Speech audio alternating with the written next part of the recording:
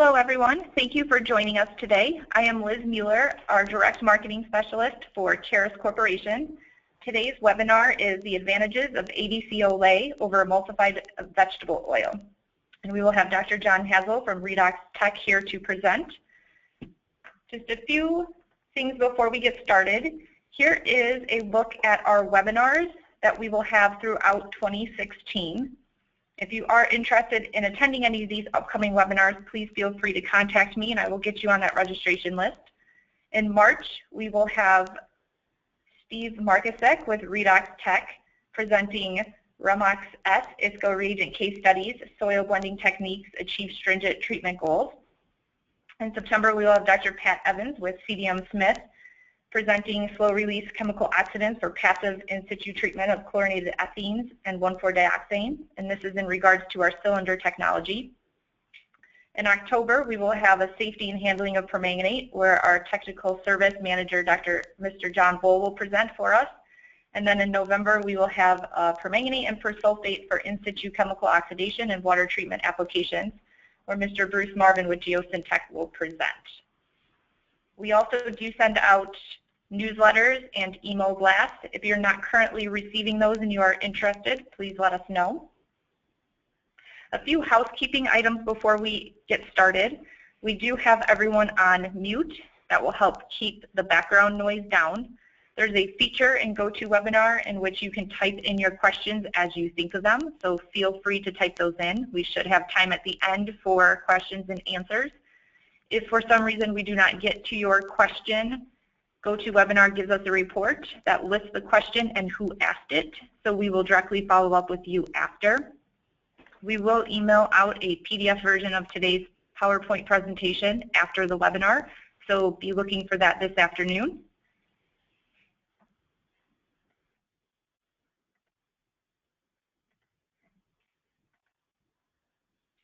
And with that, I would like to introduce John. Dr. John Haswell received a PhD in chemical engineering from Purdue University in 1988. He has 27 years experience in the environmental field. From 1988 to 1995, Dr. Haswell was a research engineer manager at the Savannah River National Laboratory in Aiken, South Carolina. In 1995, Dr. Haswell founded Redox Tech, a specialty environmental remediation company, which is headquartered in Cary, North Carolina. Dr. Haswell has been involved in over 1,000 environmental remediation projects involving chemical oxidation, bioremediation, metal stabilization, and thermal recovery. With that, I would like to introduce Dr. John Haswell. Okay. Thanks, Liz. As everyone probably is aware of, that we've had a co-marketing agreement and co-distribution with Carus Corporation for about 2.5 years now, and recently renewed that in August. So we are selling our products together. We founded in 1995, as Liz mentioned, headquartered here in Cary, North Carolina, but we also have field/service offices in Georgia, around the Atlanta area, South Carolina, Chicago, Illinois, just south of Boston, Massachusetts, and out in San Francisco, California. And a lot of people don't know we have our own geoprobes and all our own equipment, so we do turnkey. We've got some distributors in Europe, and mainly that's through Carus Corporation, and a couple other in Belgium and the UK. So, as said, I've done over 1,400 projects. A lot of people don't know we do hydraulic fracturing also. I've been doing that for a number of years. And next month, Steve will talk about our in situ soil blending. We do sell a wide range of products from chemical oxidation through anaerobic bioremediation and chemical reduction. And a lot of people don't know that we resell the Shaw SDC9 bacteria too, and sell a number of liters of that a year. But today we're going to focus on our ABC-Olé product, which is an emulsified fatty acid ester product. We first developed this in August of 2013 in response to a number of our clients asking for an alternative to emulsified oil because they were having some problems with soap formation or the oil emulsion breaking or a number of other different things. It is about 55% emulsified C14 to C18 fatty acid esters. As I'll talk later, when you break up a triglyceride or a vegetable oil, you get fatty acids, not the esters. So there's a fast-acting component added, which is glycerin, which is actually a component that comes from the hydrolysis of vegetable oil that happens in situ when you do inject emulsified vegetable oil. The total amount of fermentable carbon is 63%. This includes the emulsifiers. The emulsifying agents are actually biodegrade too, so that they provide carbon through fermentation. The pH of the material is 8. We adjust it with a dipotassium phosphate. The phosphate and potassium are micronutrients, and the fatty acid esters are neutral versus the fatty acids, so there's less likely for the pH to drop. And I know it's a big deal with some of the emulsified vegetable oils that they talk about mean particle size, and ours is less than 1 micron, but it's less important with our product. And depending on how much you buy, we sell tanker loads for roughly 99 cents, and can also package in totes and drums. So you know, that's the lower end of the pricing scale. And we also sell it in 5-gallon pails. So, and that tends to be a little more expensive because of the package at $1.75 a pound. One of the big advantages of ABC-Olé over emulsified vegetables is that fermentation begins immediately. You don't have to wait for the hydrolysis of the vegetable oils to fatty acids and glycerin. So you can keep up with some of the oxygen moving into the system and less likely gets to stall. Also talked about that the emulsified fatty acid esters are pH neutral versus emulsified vegetables make fatty acids which are not pH neutral and will tend to make your system go slightly acidic, so you'll need more pH buffer. If you do add pH buffer, there's very little chance for soap formation because the methyl esters don't react with the pH buffers to form soap. They're basically inert. And one of the other things we really like about it, it's got lower surface tension and viscosity versus vegetable oil. So when you pump it in, it's going to go move out into the formation much more readily. And you don't need to wash it, put a whole bunch of chase water behind it because of this lower surface tension. And you're less likely to get back pressure when you inject this material. As most people know, vegetable oil is a triglyceride. What actually works when you inject emulsified vegetable oils, what has to happen first is the vegetable oil reacts with water through hydrolysis. That's a bioreaction. It can happen chemically, but it has to happen at an elevated temperature. But the vegetable basically breaks down to a glycerin and 3 fatty acids. The glycerin is a fast-burning carbon substrate, and the 3 fatty acids are a slower-burning, long-lasting material. And the fatty acids are typically anywhere from 14 carbon atoms to 18 carbon atoms, and there's a wide distribution of those fatty acids, and it depends on the type of vegetable oil, and no two mixtures are alike. Chlorinated solvents, the other problem with the vegetable oils, the chlorinated solvents tend to dissolve in organic compounds, so they're going to prefer to go into those fatty acids or into the vegetable oil first. So you can have some immediate absorption by the vegetable oil, and your chlorinated solvent won't be treated until the vegetable oil is hydrolyzed.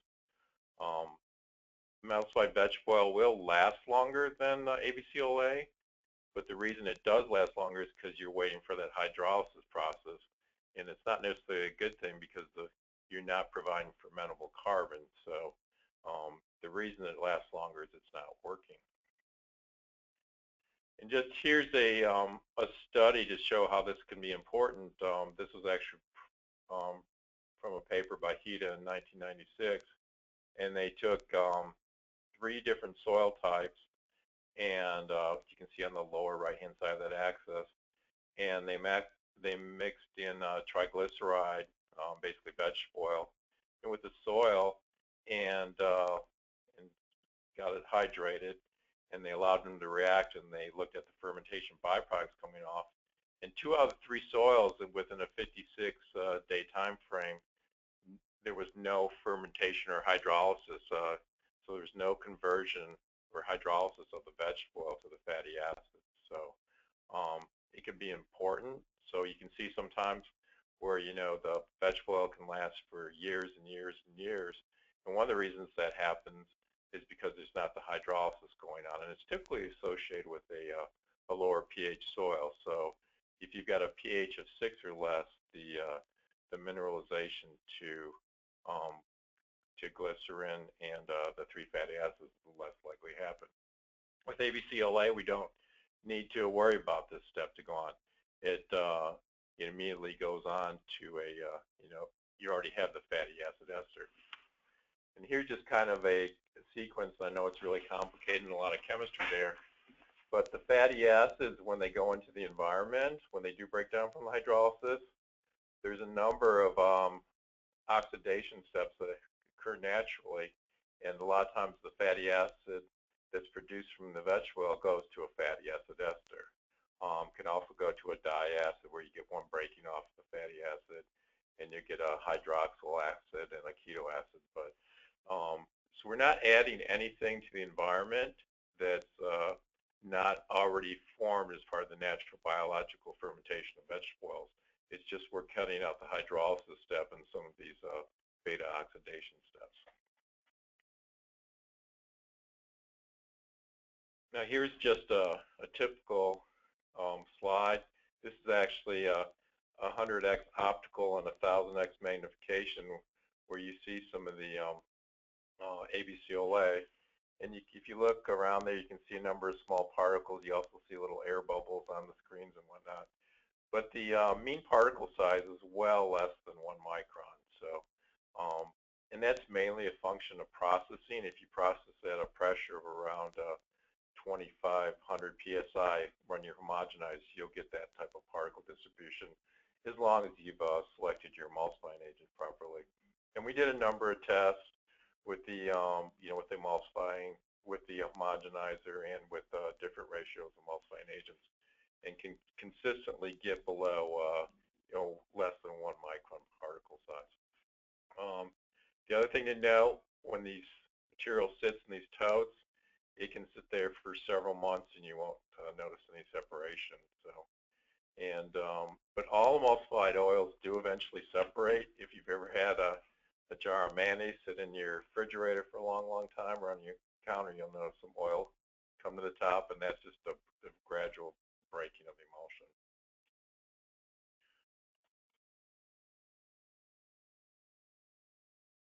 Now here's some hydrogen contents of some very common carbon substrates. Sodium lactate is widely used and still used today. Glycerin's a very cheap carbon substrate and used somewhat. 100% weight percent glycerin solution, though, is going to be very viscous and probably not flow. So people typically dilute to a 60 or 70% solution, and it has a little bit more than a sodium lactate, which is sold as a 60% solution. The important thing to note here is that ABC-Olé and an emulsified oil at 60% have basically the same hydrogen production capability on a gram per gram basis. And the major difference is just the molecular weight, and that's just because we've broken the triglyceride to the fatty acids and the glycerins ahead of time. So the molecular weight drops by roughly a factor of 3. And there's 2 different ways to calculate hydrogen produced, and we took the number. I know some people will put up like 0.28 or 0.24 grams per gram, and that just depends on what fermentation pathway you take for your hydrogen. So we took the conservative approach, but basically the take-home message is that they're about the same hydrogen production capacity.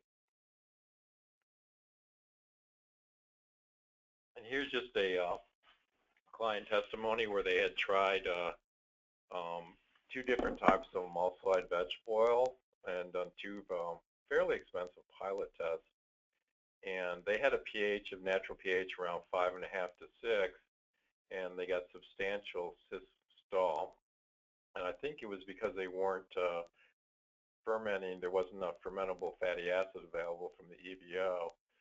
So they switched to ABC-Olé, little buffer in there, and with less than 9 months, we saw 99% conversion and no systole. So I'm just going to talk through a couple of case studies, pretty quick case studies here. The first test that one of the first tests that was actually completed where we got a lot of data and were able to share with was a push-pull test completed at a site in Virginia. And this was actually with the Army Corps of Engineers, so it was a little different than the type of pilot study that we'd normally see. But it was a single injection well project. The product was injected and then extracted from the color, recovered from the well 3 months later.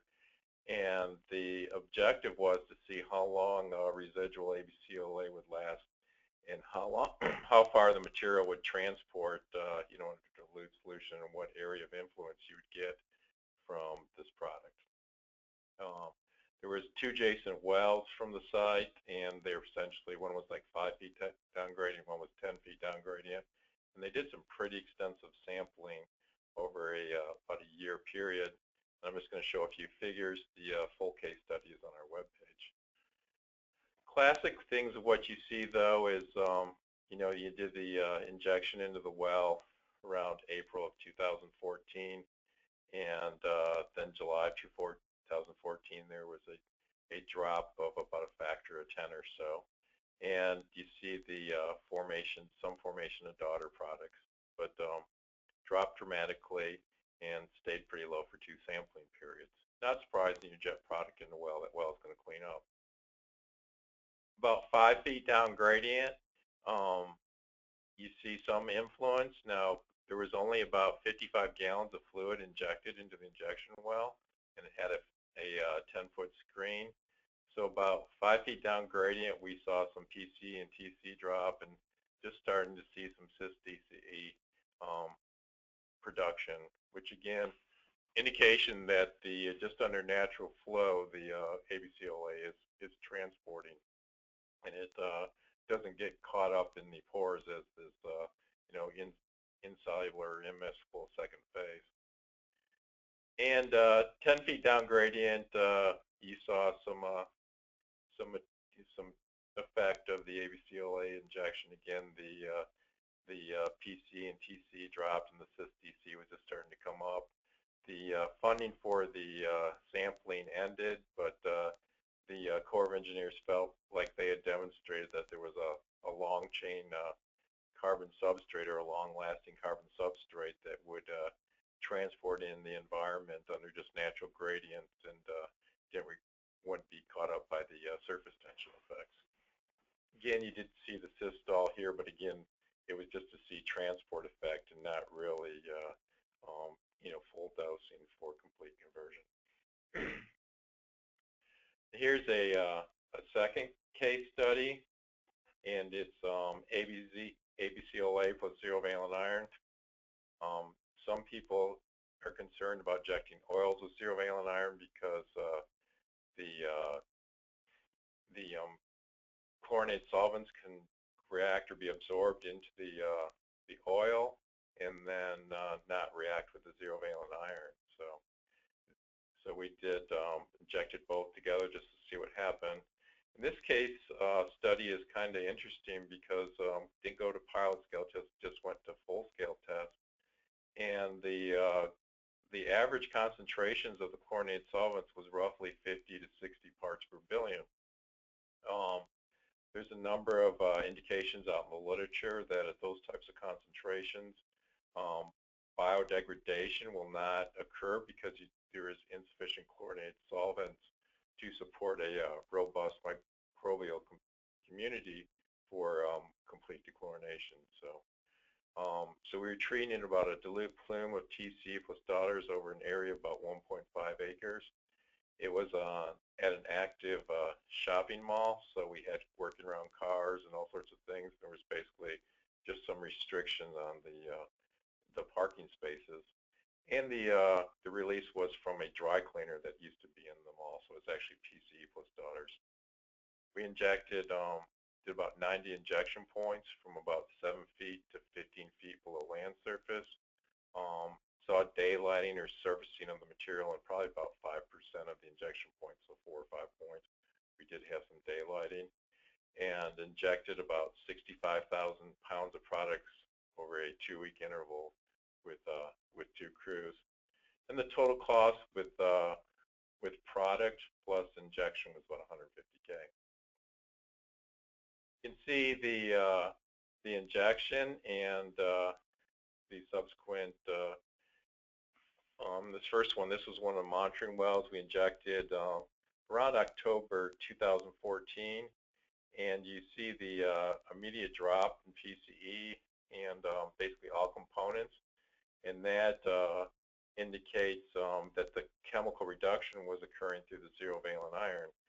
Now there was somewhat of a rebound in PCE, and then it's subsequently dropped. So probably what was happening, we did absorb some of the materials into the ABC-Olé, but the fatty esters are fermented rather quickly, so they released the material, and then we saw the subsequent drop due to the biodegradation series. So, but there is robust biodegradation going at these low types of concentrations, and the goal here from the regulatory standpoint was to show downward trends and some reduction of the overall chlorinated solvents. Another injection point, saw immediate drop in PCE with not wide formations and not massive increases in TCE or cis-DCE. So again, you see the chemical reduction pathway, which goes to beta elimination, and does not form some of the daughter products. But you did see a little bit of lingering effects of cis-DCE formation, but the concentrations drop below the regulatory standards in the state of New Jersey for this site. As I said, within less than 1.5 years, for about $100,000 per acre, we were able to treat the site. The goal on the site was an overall decrease in concentrations by about a factor of 5, with downward trends in the concentrations. And after this was done, the property transaction was finalized, and the money released from escrow was released from escrow. So just a quick summary about Redox Tech. We do pilot scale studies. We'll help you with conceptual design. We actually do that for free. So if we can look through a wide range of things, from chemical oxidants to to bioremediation to thermal recovery, number of different projects. We do turnkey implementation. We own 13 geoprobes in the company and a couple of soil blenders. And there's my contact information if you want to get in contact with me directly, but you can also work through Liz, because we work closely with Liz every day. So that was it. Great. Thank you, John. We appreciate the time and effort for presenting for us today. And I'm just going to quickly, just a couple reminders. Here you will see our 2016 webinar series, as I mentioned at the beginning of the webinar. If you are interested in attending any of these, please let me know. I'll get you on the registration list. Also, we will be emailing out a PDF version of today's webinar. Be looking for that from me, most likely early this afternoon. And there is a feature that you can type in questions. So if you have any questions, go ahead and type those in the GoToWebinar question section. And it looks like we do have one question. So case study number 2, was this executed with injection wells or DPT, and what pressures were used to mitigate daylighting? What was the spacing of the 90 points? It was DPT. The injection pressures were around 50 to 100 psi, and the spacing was about 15. They were completed on roughly 15 to 20 foot centers. Fortunately, it was kind of a higher permeability, like sand, fine sand. So that the formation helped minimize the daylighting, but we did see some daylighting. And it wasn't anything special we did. I think it was more a function of the geology being receptive to taking the types of volumes.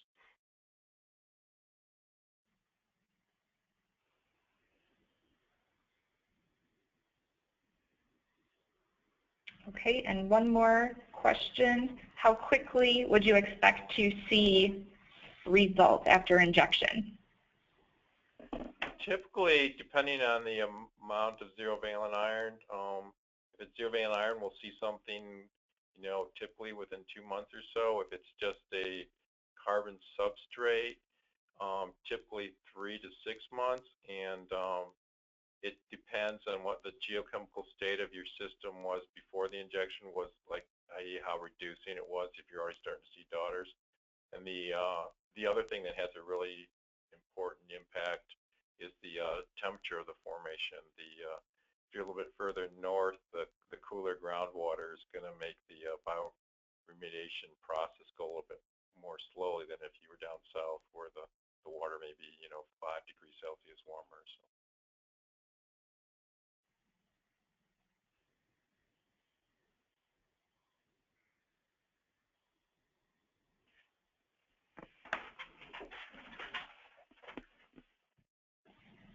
Okay, it doesn't look like there's any other questions, but we'll just give them a couple more seconds. If you do think of any questions after the webinar today, here is our contact information of all of the Carus Corporation team members, as well as John's at the bottom. Thanks for everyone for some of your time. All right, it looks like no more questions, so thank you again, John, and thank you everyone for attending. Have a good day. Okay, thanks, Bob. Bye.